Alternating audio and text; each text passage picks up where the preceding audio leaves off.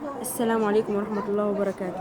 فرحة الأسرة عند العثور على رفات الشهيد فوزي عبد المولى وتكريمه من قبل القوات المسلحة، وفرحة وزغاريت الأسرة ومشاعر لا توصف، والأسرة لا تتوقع العثور عليه مرة أخرى، ووجدوه بكل متعلقاته وجسمانه لا يحلل، ووجدوه مثل ما كان عليه.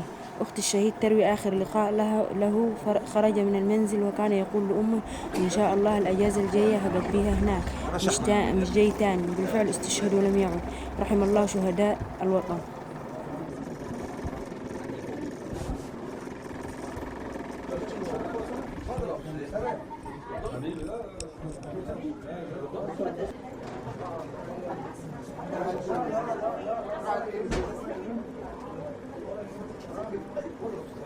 استاذ محمد، انا الحمد لله طلع افراد اطلع، يلا بينا.